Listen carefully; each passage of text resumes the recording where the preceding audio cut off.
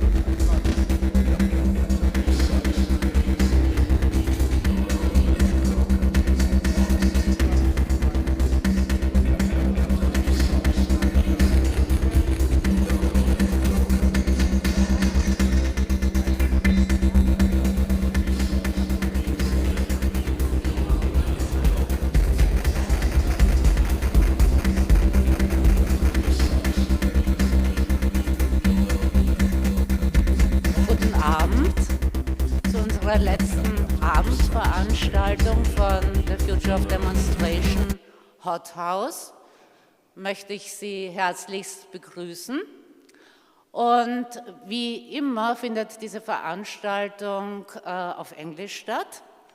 Und ich gebe das Mikrofon gleich weiter an meinen Partner Gerald Nestler, mit dem ich gemeinsam dieses Konzept für The Future of Demonstration entwickelt habe und das es seit 2017 schon gibt und wir immer wieder diese Art von Veranstaltungen stattfinden lassen.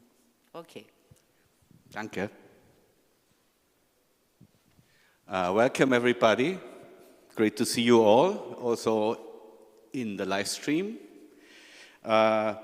Welcome to the final performative discursive art event of HOTHOUSE, The Future of Demonstration, Season 5, in which we today address the topic of democracy and Widerständigkeit. That's, of course, a German term, and I will get back to it in a minute or two. What you see on the portrait projection in a second is a work by Sylvia Ackermann entitled Integument. It's actually from 2012, but we felt that it speaks to the exposure we all experience due to the volatility today of social, political, and ecological transformations and the rise of authoritarianism. Democracy is under attack. Far-right libertarian extremists publicly admit that they're out to destroy it. Driven by their irrational belief in the supposed supremacy and a longing for a fascist authoritarian order, they intend to replace democracy with illiberal regimes operated by black box AI systems and infrastructures. What we are seeing is a shift from what we call AI gamification to weaponization. The playful and purposeful interaction with AI chatbots is only one aspect of how AI shapes reality. Gamification means that playfulness becomes an economic strategy to embed users ever deeper into the system. And while this has problematic consequences, it is still somewhat explorative and open interaction, at least compared to the development that's looming on the horizon. AI weaponization is about pure control and power. This is not the AI tool everyone can use and benefit from. To the contrary, these AI systems and infrastructures exploit and replace human agency with AI agency. Agentic AI, for instance, is promoted as intelligence assistant that takes complicated tasks off our hand. It's a nice promise. It can plan and book your holiday, for example. But first, you must grant the AI access to all your apps, including encrypted and secure ones. And the way encryption works, this means that it will be able to access all your data, from your messages to your photos, but also to your credit cards and net banking and whatever else. All information and communication becomes visible to the AI, and thus to those who own and control it. And while you're on holiday, you've handed the key to all your sensitive data over, and those people you're connected to as well. Corporate interests have repeatedly supported violations of rights and freedoms, often in the name of the free market. But the recent alliance between the far right and techno-capitalists has far-reaching consequences, socially as well as ecologically. It marks a new frontier of capitalist extraction. In the hands of power-mad manipulators, AI is increasingly misused to control, constrain, and exploit people and populations, social and material relations.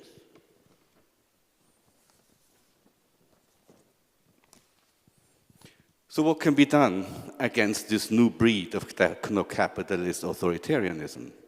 Democracy and Widerständigkeit proposes a reorientation of resistance. Criticism and dissent are not enough to challenge the waves of manipulation, coercion, persecution, and even annihilation. What we really need are insurrections that betray and expose those who abuse power and control. Isn't it time we renounce our loyalty and obedience to those who weaponize AI? The German word Widerständigkeit seems useful in this context because it combines resistance and resilience. Hence, it implies a relentless force that ultimately turns dissent into insurrection. We call for renegade activism as an adaptable, united, and resilient agency that concerns us all. In the civil courage to resist the new level of AI extraction and the ways it undermines both democratic participation and the conditions of life on our planet. If we value investigations, exposure, and betrayal as acts of self-defense in solidarity, we win a powerful tool to counteract misuses of power, technology, law, and nature. If we turn renegade, we can demonstrate, challenge, resolve, and maybe even end the escalation of reactionary imagination and its coercive rearrangement and capture of desires. With this in mind, renegade agency calls for solidarity in a broader sense. If democracy has a future, it can only be through a re-entanglement with living nature. In other words, democracy must leave behind its humanistic limitation to our species. The future depends on the humility, generosity, and intelligence with which we share the agency and power of the demos with all living beings. This and more is the theme of the final Hothouse evening. Unfortunately, our friend Emma Dowling is sick and cannot take over the role of MC. Thankfully though, Simon Ilse has spontaneously agreed to take over and lead through this evening with his own contributions as well. Simon, please. Thanks a lot. Thanks a lot, Gerald. Thanks a lot, Sylvia and the whole team. Good evening, everyone. My name is Simon Ilse. I am the head of the Global Unit for Human Security of Heinrich-Böll-Stiftung, based here in Vienna, and we have had the pleasure and honor, really, to be one of the main partners of the Hothouse over the past 3 weeks. And I dare to say what 3 weeks it has been. It's been quite remarkable. And I'm happy, of course, to be your MC and moderate tonight's closing event. My background is in international law and international relations. I've experienced working with the Greens and worked in our foreign offices in Tunis, Belgrade, and Ramallah. And with me on a wonderful panel tonight, we have Anne McClintock and John Palmesino. Anne McClintock is a writer, photographer, a public intellectual who holds the Barton Hepburn Chair at Princeton University's High Meadows Environmental Institute and program in Gender and Sexuality Studies. Welcome, Anne. I can't wait for your input. She'll be joining us virtually. And then we have John Palmesino, who is an architect, who established Territorial Agency to promote comprehensive territorial transformations in the Anthropocene by integrating science, architecture, art, advocacy, and action. Territorial Agency won the Grand Prize of the European Commission for Innovation and Technology, Industry and Society for Oceans in Transformation, one of their projects. And they are also chief curators of the Lisbon Triennale 2025. So we will do a bit of ping pong tonight with a ping pong of inputs and try to keep it crisp. Whenever the audience, all of you, want to come in with questions or comments, please give me a sign, just give me a sign. Take me by your side, and I will take it on. I will kick us off with a small input, a small discussion with 4 elements on how to turn resistance into a progressive democratic vision for the future, since tonight we try to reclaim and question our democratic agency. So first a quote by Albert Camus: "I proclaim that I believe in nothing and that everything is absurd, and I dare to say that a lot of what we are living through in this reality is absurd," brackets closed, "but I cannot doubt the validity of my proclamation, and I must at least believe in my protest." My first point: Palestinian resistance, from Nakba to a third Intifada. Why is the Palestinian resistance so important, so inspirational for us? Why is it a thing of our time and way beyond? I think Gaza changed everything because it's much larger than the attempted annihilation of the Palestinian people and genocide. It is an attempt at the UN, at the United Nations, at international law, at humanitarian aid mechanisms, by trying to coerce it into a private military logic. The Gaza Humanitarian Foundation, Gaza Riviera, and AI programs, Lavender, Gospel, and Where's Daddy, as we have seen here presented by Forensic Architecture, will remain forever monuments of techno-capitalist cruelty, dystopian colonialism disguised in progress, efficiency, and precision. Number two, when international law is violated, democracy is under attack. This is very clearly seen not only in Israel, but also in my home country, Germany, for example, wherever protest that is directed at the complicity of the German government on what's going on in Gaza is silenced and oppressed by limiting considerably economic and democratic freedoms. So investing in democracy is really a mental exercise. It's a question of mindsets and spirits. Because what China is doing with Taiwan, what Russia is trying to do with Ukraine, what Israel and the US and Europe is doing with Palestine, is all testing our resistance, our Widerständigkeit against imperialism. Our mental resistance and real commitment to defend an open, tolerant, and just society.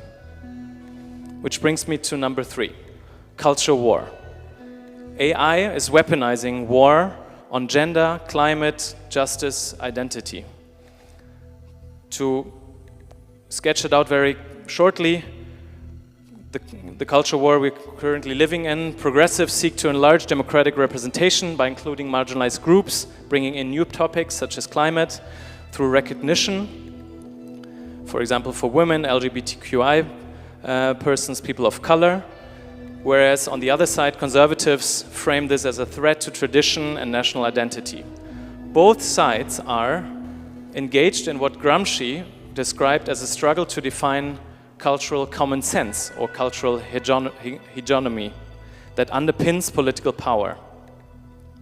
It's not just about policy disputes, but struggles over whose worldview becomes the shared common sense, the new cultural norm, if you want, of society. And we're currently losing this war. Which brings me to number four and final point. Centrism, political pragmatism, is not the answer. There's no center anymore. Staggering capitalist-induced egoism has eroded the center. The question is how progressives will be able to build alliances and a sort of new radicalism.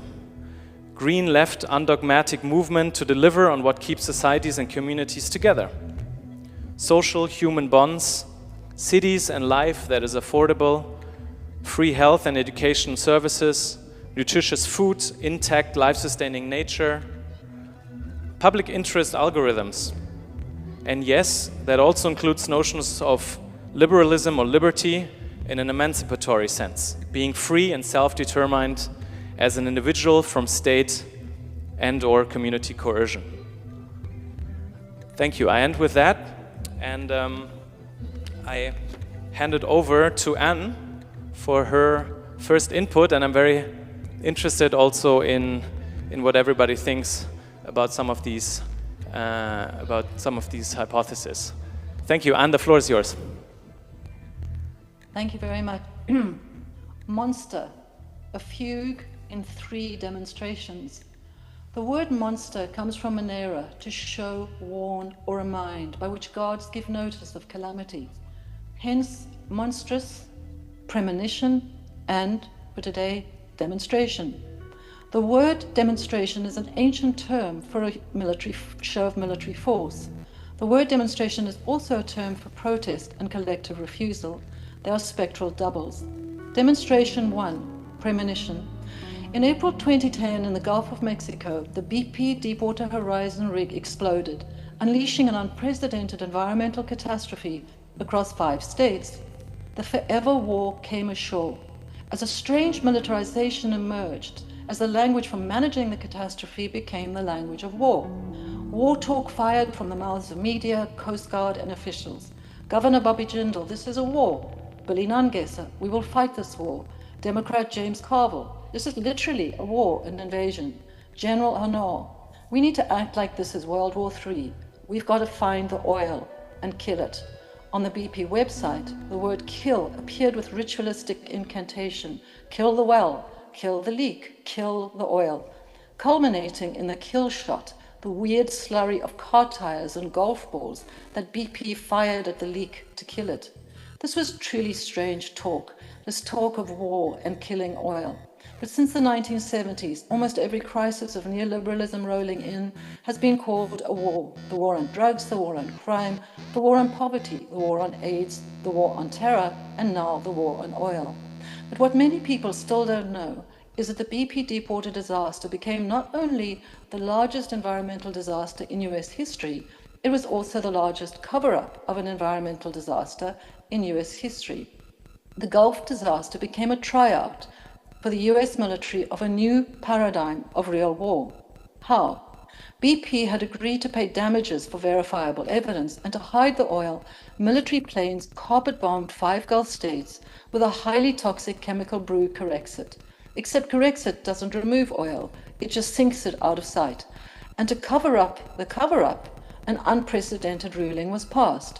No one could go within 60 feet of the birds, the beaches, the boats, the boom, nor the BP workers. Scientists had to sign NDAs. And anyone who violated the ruling, as I did, by taking to the illegal sky and taking photographs, faced $40,000 fines or felony charges of 1 to 5 years in jail. But third, the oil catastrophe became an unprecedented rationale for what the Pentagon itself called, and I'm quoting, a revolution in warfare. Environmental and climate disaster offered, like 9/11, a huge silver lining for the military. Admiral Lopez put it bluntly: climate change will provide the conditions to extend the war on terror. Environmental disasters of oil extraction and climate change became thereby a new paradigm for suppressing media, for special ops and drone warfare, as well as the acceleration of killer AI in what I call pixelated mass killings. Environmental activists were put on terrorist lists with sentences up to 20 years.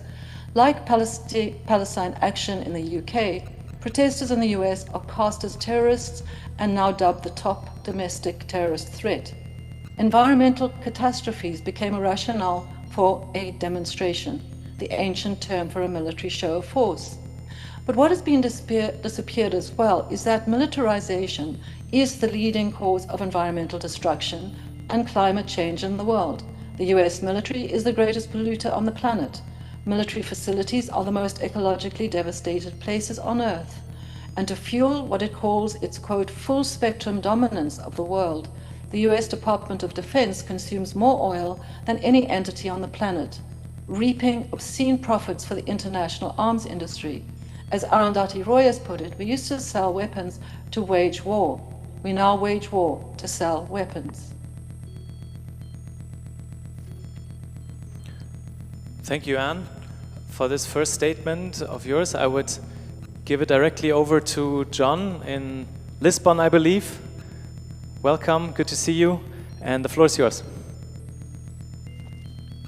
Greetings from Lisbon, and I'm actually in the same room as Anne, and I wanted to bring you a little reflection on a beautiful word with 4 letters, city.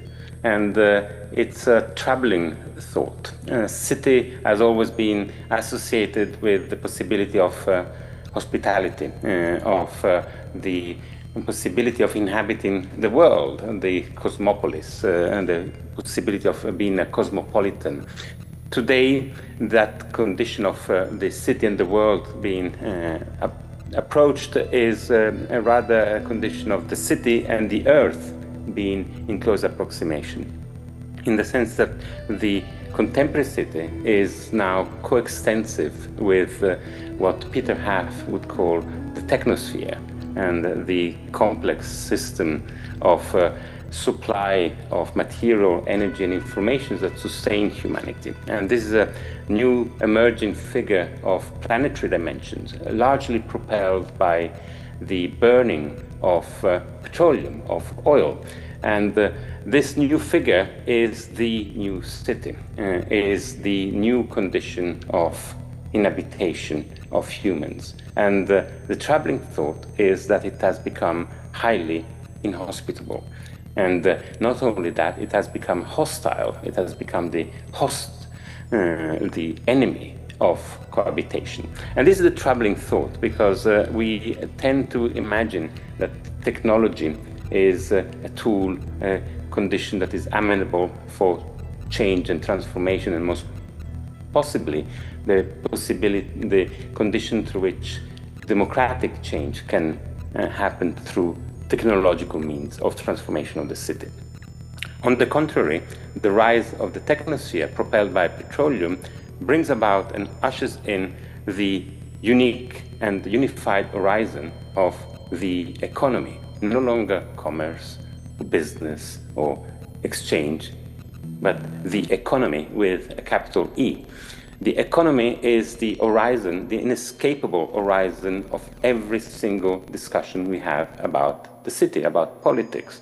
And the economy is an abstract space. It's an abstract space that brings about the infinite horizon of possibility of more and more wealth, of more and more lure of the riches. And the lure of the riches, the lure that the petroleum brings to democracy, to the city, is exactly the condition that ghosts the spaces we live in, that makes the spaces we live in, the city, invisible to the citizens that inhabit them. Or more carefully, the petroleum democracy, the carbon democracy, to quote Tim Mitchell, is exactly the dream of escaping the limits of our resources and imagining an infinite resource, always available, always more and more, because petroleum is in itself thought as an infinite commodity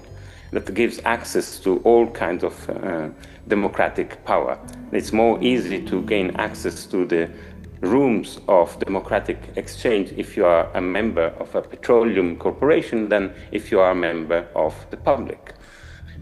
So we are in a troubled situation. The city is now invisible to itself, to its own citizens, and the lure of riches also make the troubled disruptions that the city itself is producing on the biosphere, on the rest of the planet, and more brings less and less. And this is the first troubling thought that I wanted to bring on the table. And the technosphere maybe is a useful term to follow Peter Haff, in the sense that it is to be considered a quasi-autonomous and independent component of the Earth. One that is, yes, propelled by fossil fuel at the moment, but it's also not in the control remit of humans. It's a self-organizing system with tipping points, thresholds of complexity, and complex feedback loops. So today, to think of the threat of the city is also to think of the threat of communication, largely computerized and algorithmic communication. And the troubling thought is exactly this, that in order to maintain democracy and to the possibility of further collaboration, further exchange of information, we rely more and more on the very technologies that ghost communication, that makes our spaces invisible. So the challenge, I think, and we will discuss this later, Simon, and you've indicated clearly, is a question of escalation. I would call this a question of aesthetic escalation, where the conditions of becoming sensitive to the structure of the technosphere are undoing the very possibility of action. Thank you, John. Thanks a lot, very interesting. Going from the Deepwater Horizon catastrophe to the city and discussing the fossil fuel economies here. We will now go back to Anne, actually, for her second statement, then go ping-pong back to John, and then there's a moment of open discussion where I'm also happy to take anybody's comment or question here from the audience. But first of all, back to you, Anne. Thank you very much. So demonstration 2, monstering, which is a CIA term for torture, and this demonstration is situated in Gaza and addresses Palestinian activism and resistance. We're witnessing a tragic convergence, I think, alongside the great acceleration of Earth system breakdown, especially the hydrosphere. We're witnessing the great acceleration of AI-powered weapons and militarized surveillance systems to empower the monstrous acceleration of what I call pixelated mass killings, a paradox apparently. Initiated by Obama, signature strikes redefined who a combatant is and who a civilian casualty is. A signature strike targets any male of military age in a high-risk area. Now in Gaza, new AI programs, as has been mentioned, such as Lavender, Hapsora, and Where's Daddy, dramatically increase the capacity for accelerated mass violence against civilians, while lowering military accountability as mega-death spirals out from individual targets to encompass families, buildings, and cities. Lavender can identify a target in just 20 seconds. At the same time, a critical issue, and less often discussed, is the impact of AI on planetary environments themselves. As just to take one example, data storage sites are so vast and producing an energy revolution. It's been called a rift, using so much groundwater that locals, which are very often in rural areas, the aquifer is being emptied and have no access to water at all. So I'd like us to go from oil to talking about the global grab for water. Indeed, can we talk about genocide without talking about the ecocide that is fundamental to the genocide? Take Gaza. Many don't know that Palestine's unique geography, spanning 5 ecozones, made it abundantly biodiverse, more biodiverse than countries 10 times its tiny land size. It's also one of the most densely populated places on Earth, vying with Singapore. And in fact, it was Palestine's abundance of the sweet water aquifer and the soft sand wells that drew so many Palestinians after the Nakba of 1948. Belying the myth of the empty lands, Palestine was agriculturally self-sufficient until the relentless wars. Imagine a tiny sliver of verdant land, farms greening over 2/3 of the land, gardens and greenhouses lush with watermelons, cucumbers and cantaloupes, tomatoes and purple eggplants, gone. Barren, hard soil spiraling to desert dust. Imagine thousands of orchards hung with oranges and apricots, flashing the emerald and indigo of the Palestine sunbird, gone. Thousands of olive groves, hundreds of years old and heavy with fruit, uprooted, bulldozed and buried, gone. Meadows of irises, poppies and sun daisies, obliterated by bombs and torn up by tanks, gone. An estimated 80% of all trees, gone. An estimated 91% of the one sweet water aquifer, undrinkable. To wage war, in other words, Israel has waged war on the water and by the water, flooding tunnels with salt seawater seeping into the groundwater. With power cut off and sewage treatment stopped, the streets run purple and green with rotting sewage. Buildings are turned to 22.9 million tons of debris, the rubble bombed to smaller rubble. The total collapse of Gaza's civil infrastructure, its homes, hospitals, schools, and universities, is now combined with the near total collapse of the environment's ability to sustain the minimum of life. The Gaza Wadi is slowed by sludge, the air is yellow with smoke, fumes, and the stench of human remains.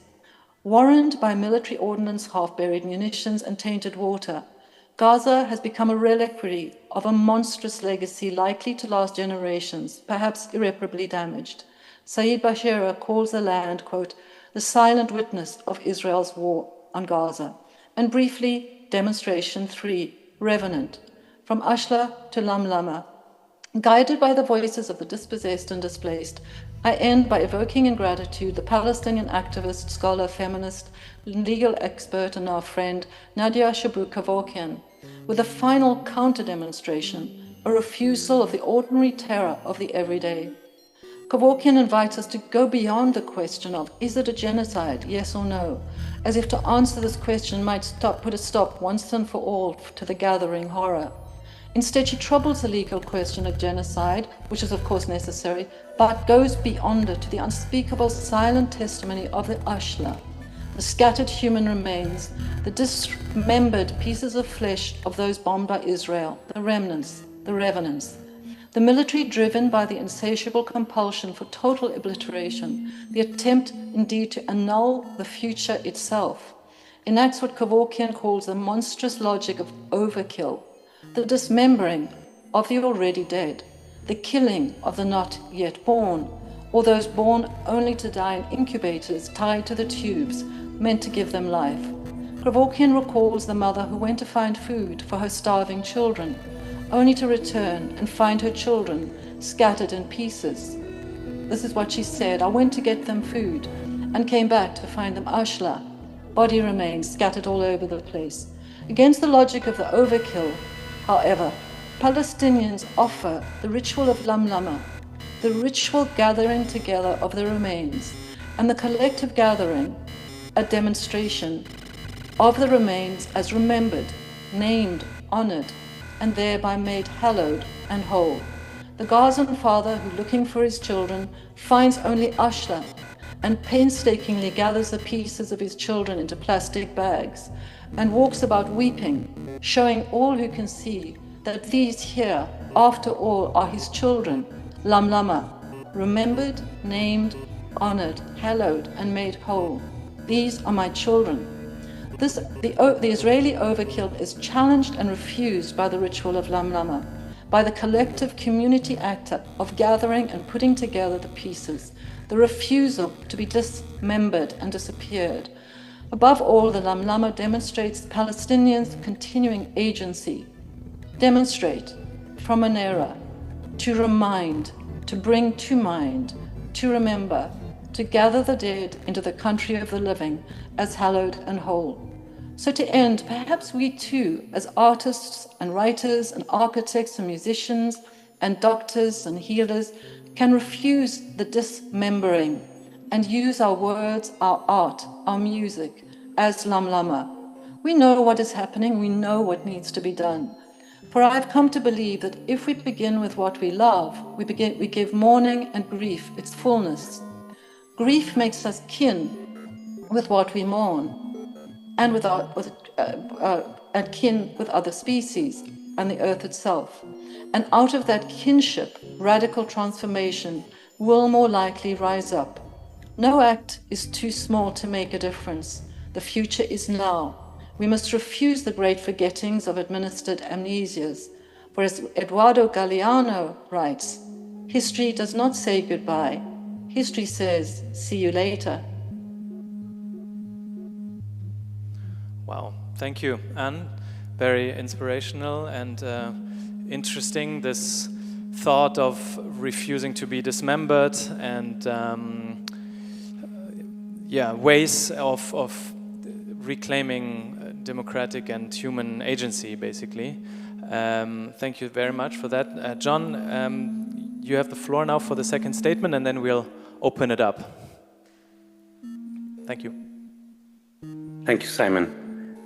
Second statement on a troubling thought of this contemporary city. we tend to imagine the city as a built environment.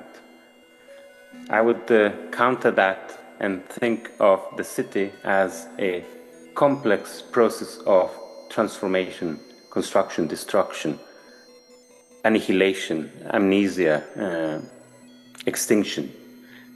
The process of the contemporary human city, a planetary complex that lifts up and transforms and moves about 30 trillion tons of mass, that employs 112 exajoules of energy, largely by burning petroleum, in order to accomplish this moving about of things, in order to articulate more and more dreams of possible future riches, is also the disruption of the information system, as I mentioned before. At the moment, there's an evaluation of information flows in all of the biosphere, the living part of the biosphere, as being approximating 10 to the 24 bits a second.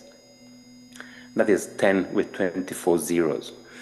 The current approximation of the biosphere information flows to 10 to the 24 is also accompanied with an estimated 10 to the 15 bits per second of contemporary technosphere information exchanges. The AI, the robotic systems of contemporary weaponized artificial intelligence, the X-ray machines that control both the bodies and the borders of this disruptive entity that we still endeavor to call the city, that we still endeavor to call the space of inhabitation.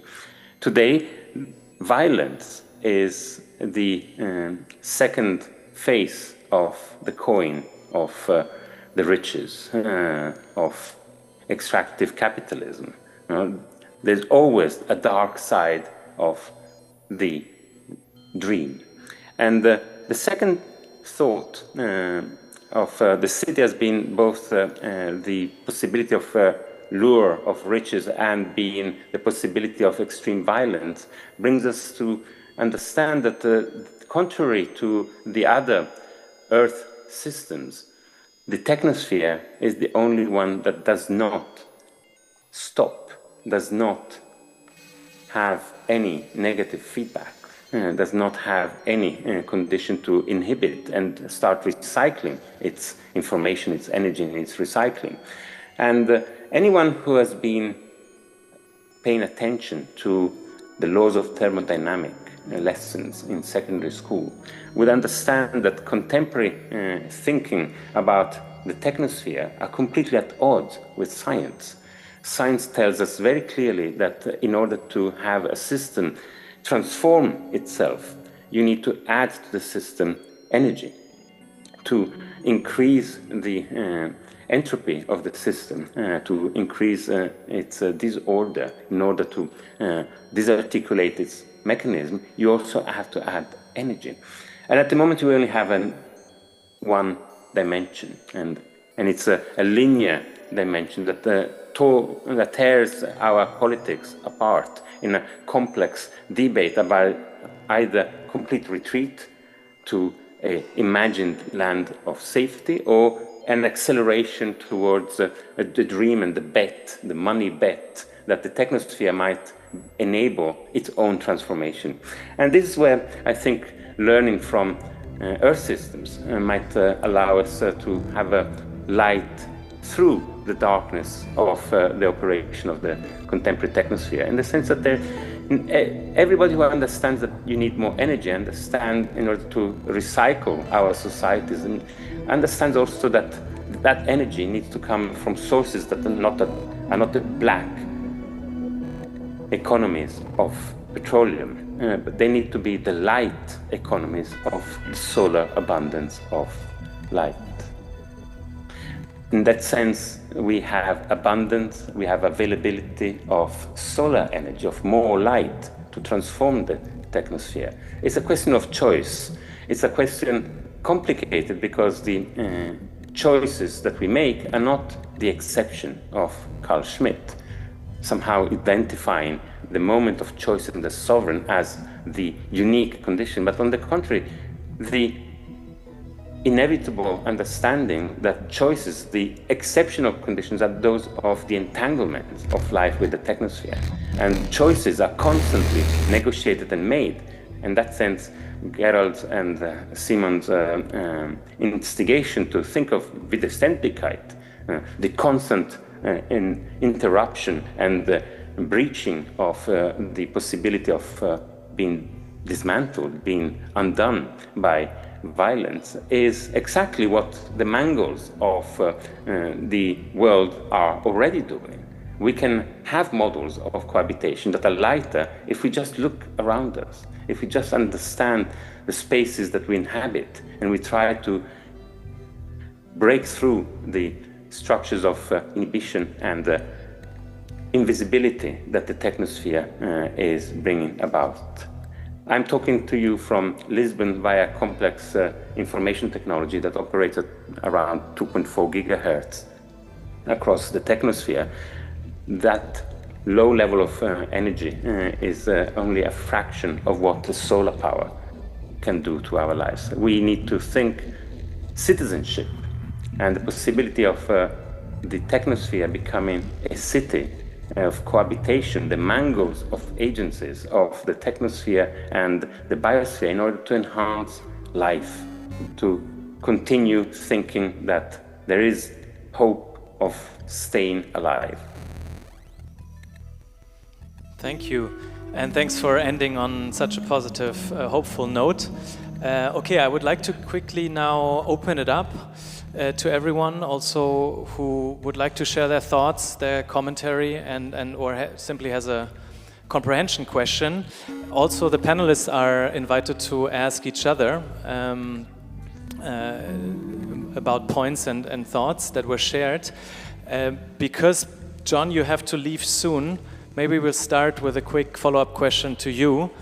You mentioned the dark side of the dream and ended still in a quite hopeful way. So, where would you say are positive examples? What are the bright side of the dream, or maybe it's a different dream? But the city surely offers a lot of counter examples where democratic agency is being re-won and the undoing is basically refused and betrayed. So, could you share a few of these hopeful stories with us?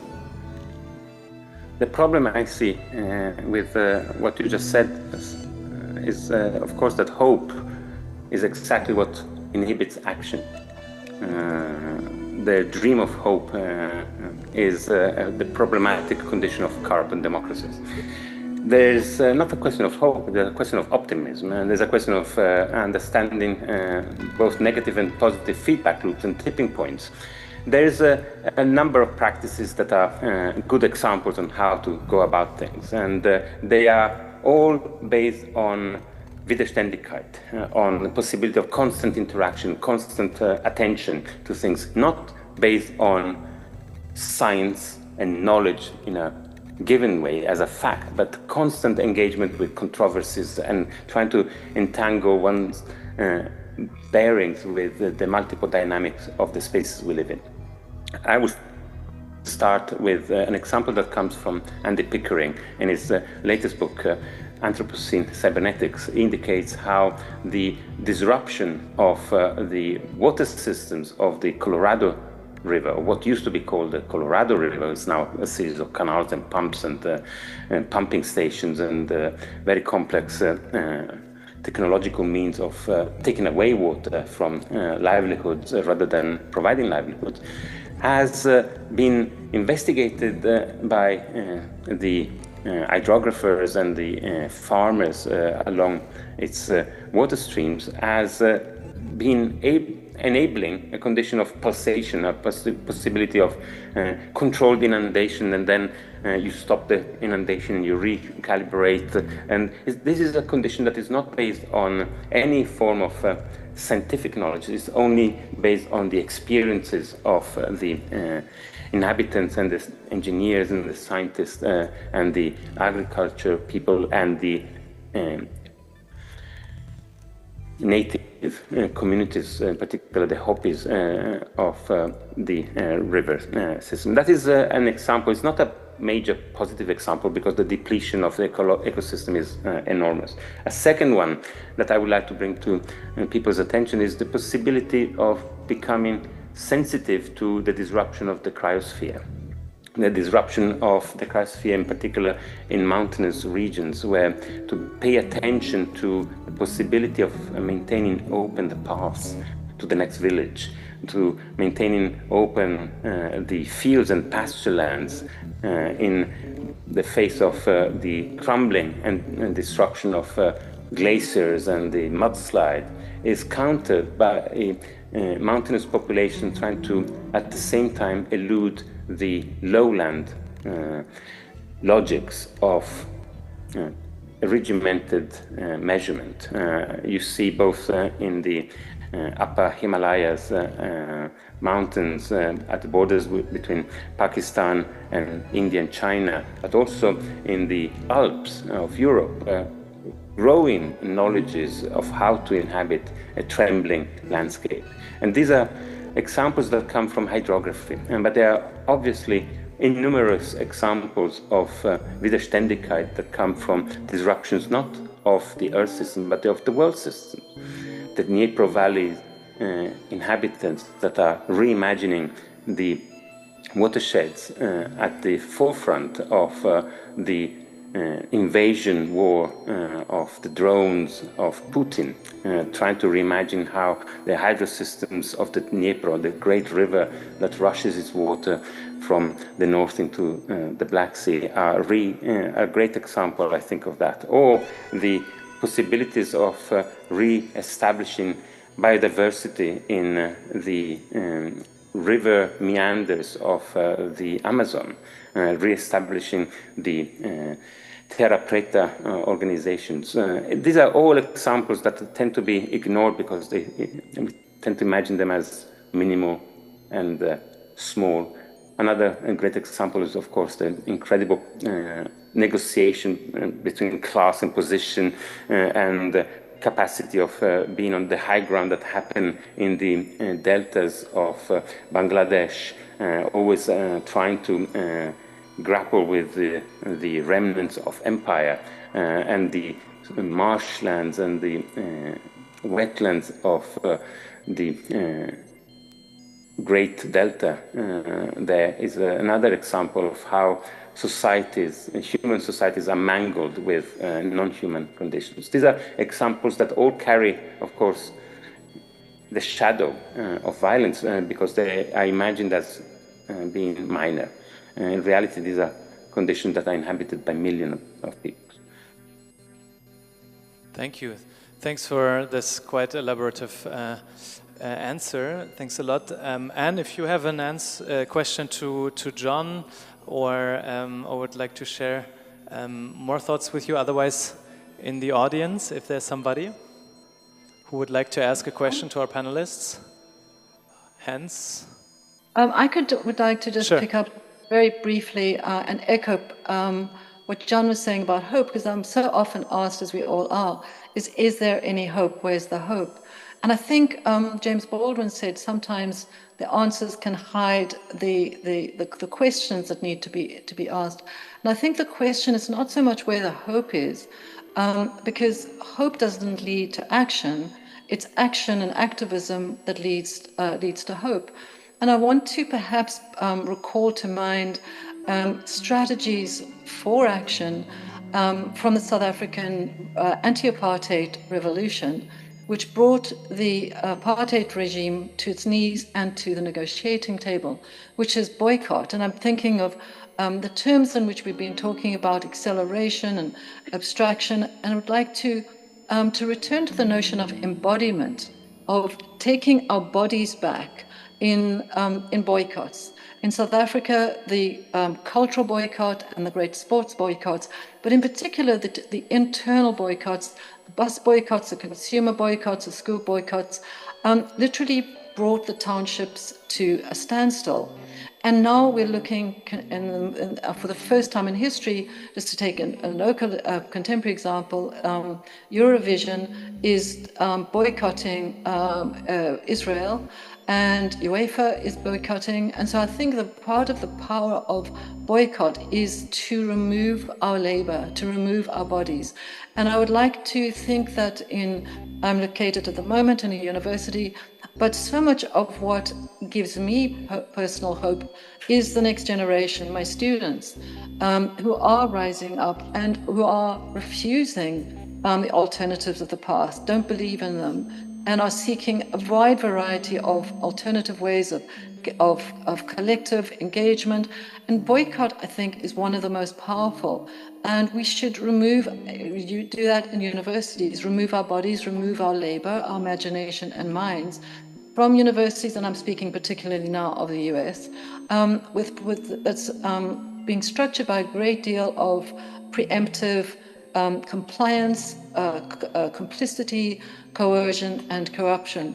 That we could, and of course, boycott involves enormous sacrifice, as it did in South Africa. But one of the powerful things about boycott is it comes into being through collective affiliation, through affiliating across boundaries, across cities, across groups, working together to say we are taking our bodies back, soldiers taking their bodies back from war, workers taking their labor back from corrupt. There was movements in Google. Google workers were refusing to work with AI. Perhaps there are people in the audience now whose voices should be heard. Thank you. If there is somebody who would like to come in, otherwise there is another slot after the performance. John, since you have to go, if you want to do a last finishing comment before, no, he's gone. Okay, all right. Then we'll move to the performance right away, I would say. And we'll keep on talking right afterwards. Thank you.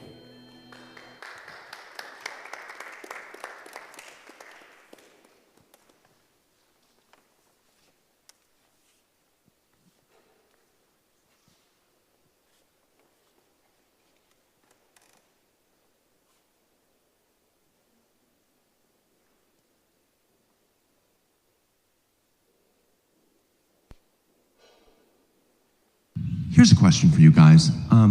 Is it necessary that every single person on this planet expresses every single opinion that they have on every single thing that occurs all at the same time? Is that necessary? Or to ask it a slightly different way, can anyone shut the fuck up? Can anyone, any single one, can anyone shut the fuck up about anything, about any single thing? Can any single person shut the fuck up about any single thing for an hour? You know, is that possible? And I know you're thinking, you're not shutting the fuck up right now. And that's true, but here's a question for you guys. Is it necessary that every single person on this planet expresses every single opinion that they have on every single thing that occurs all at the same time? Is that necessary? Or to ask it a slightly different way, can anyone shut the fuck up? Can anyone, any single one, can anyone shut the fuck up about anything, about any single thing? Can any single person shut the fuck up about any single thing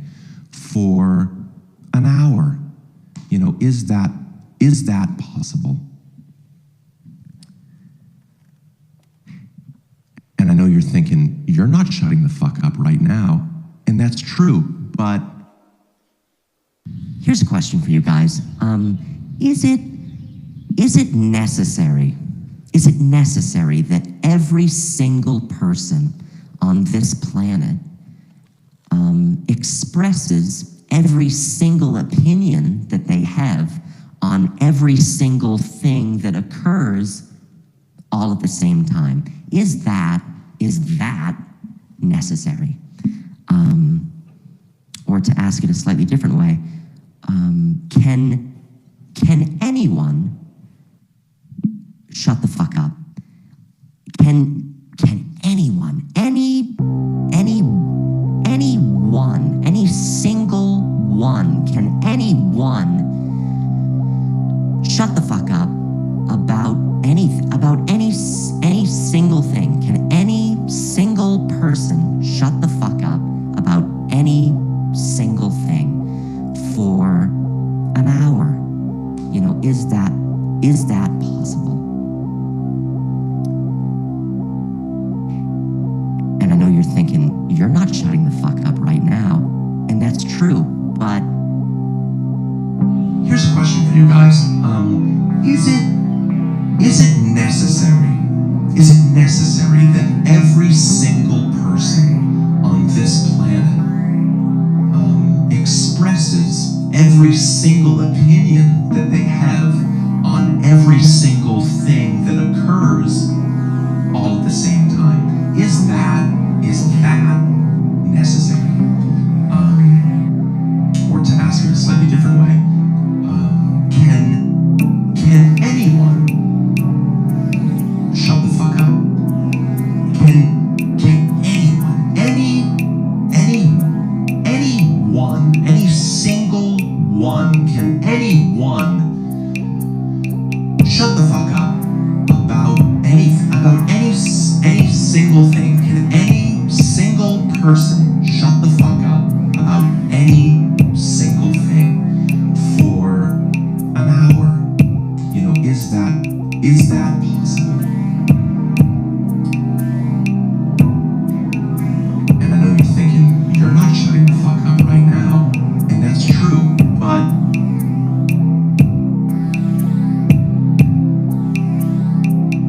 here's a question for you guys. Is it necessary?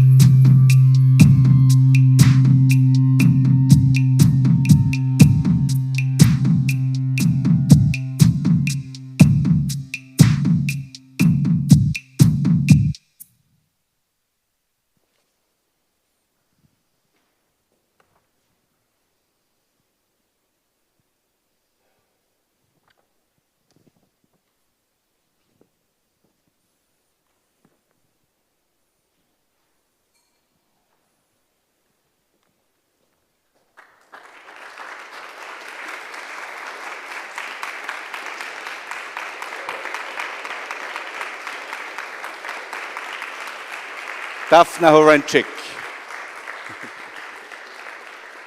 Not much light. Today, we are flooded with false images of the world.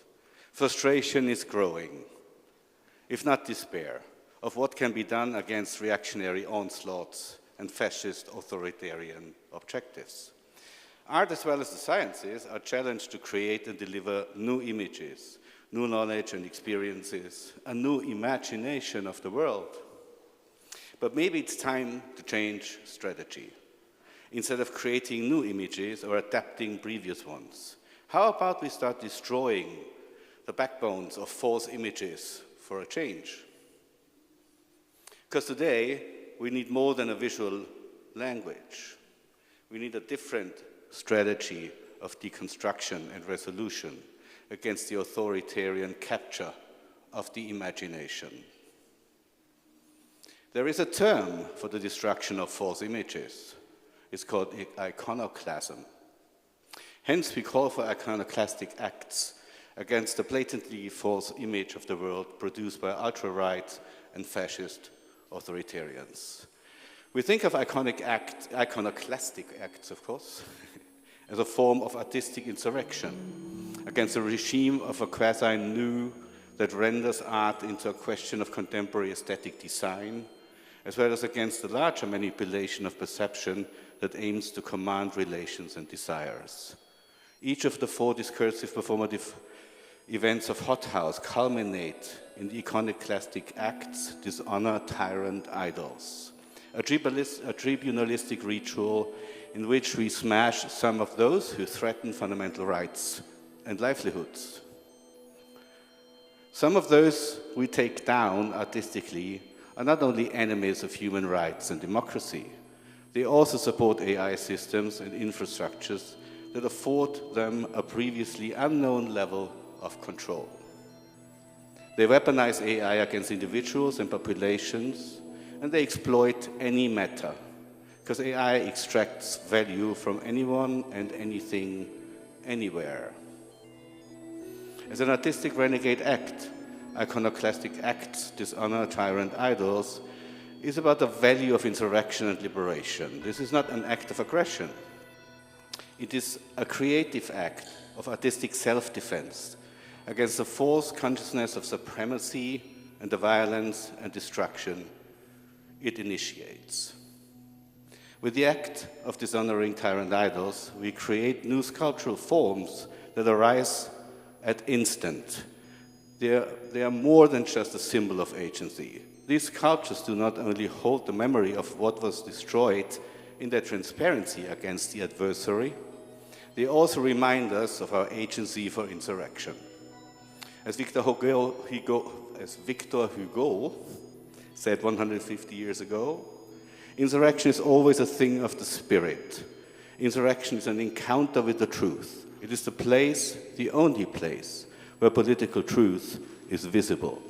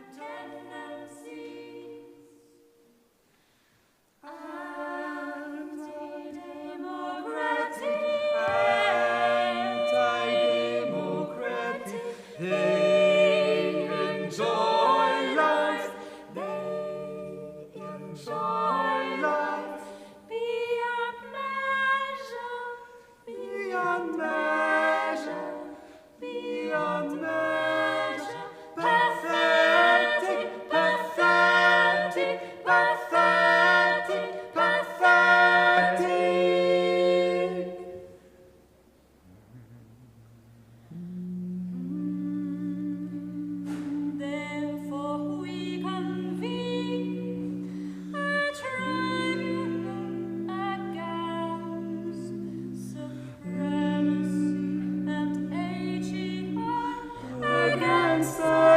against, against.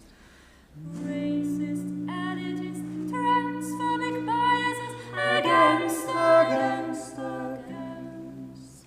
The total extraction of resources and the devastation of social life systems.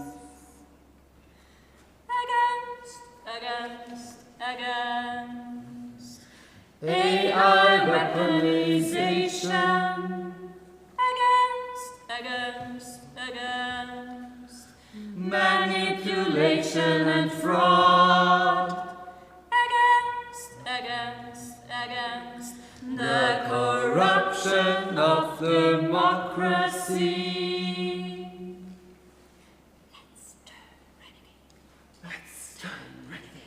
Let's turn renegade. Let's turn renegade. Let's turn renegade. Let's turn renegade. Let's turn renegade. Let's turn renegade. Let's turn renegade. Let's turn renegade. Let's divest and betray. Let's divest and betray. Imaginative, resourceful, for dissidence and insurrection. We'll tear down the fortunes and privilege. We'll tear down the fortunes and privilege. They don't own us if we don't let them. If we don't let them. Smash them, smash them. Friedrich Hayek. The marketplace is indispensable for individual freedom, while the ballot box is not.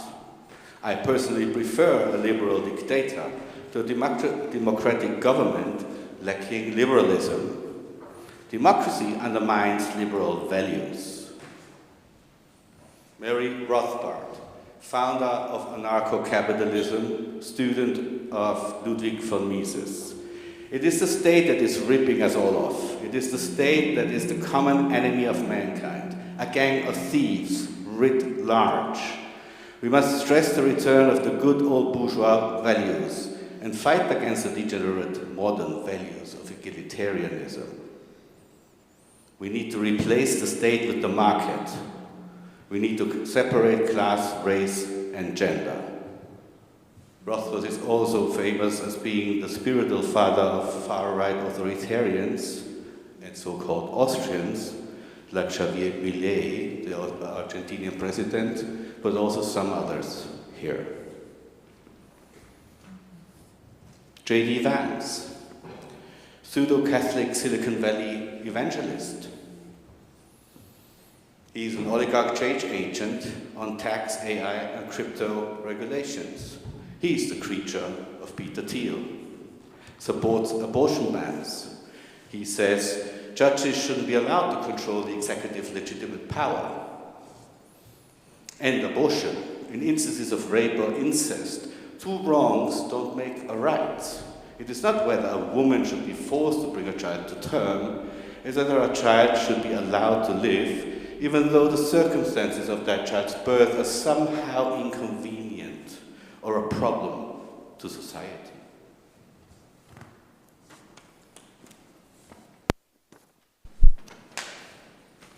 Peter Thiel.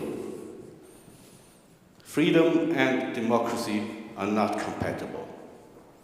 I'm a predator, and the predator wins. I no longer believe that freedom and democracy are compatible. I think I said that, but I can't say that often enough, I guess. COVID-19 created a shift. There used to be this feeling that the future was being held back somehow. Now the future is set free, and we need to take over the world.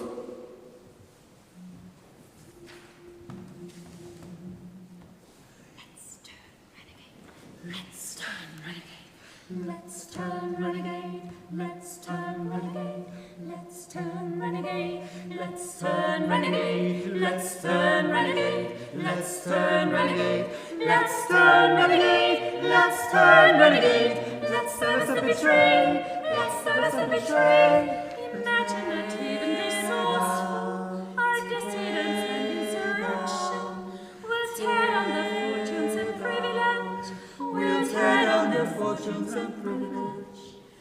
We renounce compliance and loyalty.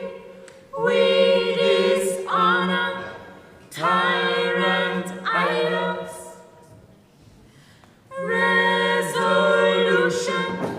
smash them, smash them, smash them.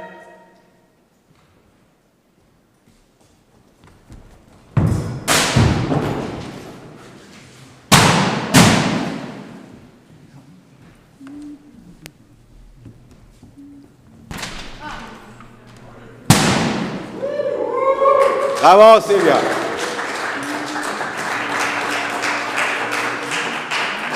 Rejoice, rejoice, rejoice. Rejoice, rejoice, rejoice. Rejoice, rejoice, rejoice. Rejoice, rejoice, rejoice. Rejoice, rejoice, rejoice. Rejoice, rejoice, rejoice. Rejoice, rejoice, rejoice. Rejoice, rejoice, rejoice. Rejoice, rejoice, rejoice. Rejoice, rejoice, rejoice. Rejoice, rejoice, rejoice. Rejoice, rejoice, rejoice. Rejoice, rejoice, rejoice, rejoice, rejoice, rejoice, rejoice, rejoice.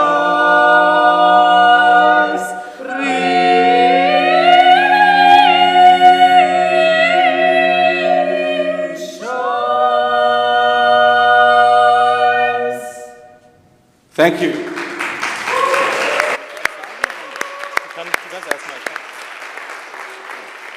Thank you, everyone, for coming. This is the end of our 4 events. There's quite a few people here that went through our tribunalistic ritual, dishonor tyrant idols. But now, of course, it's time to celebrate. It says rejoice. So there is the bar, there will be sound, Daniel will be making music, DJing, and I hope you stay and have a party with us. Thanks lots.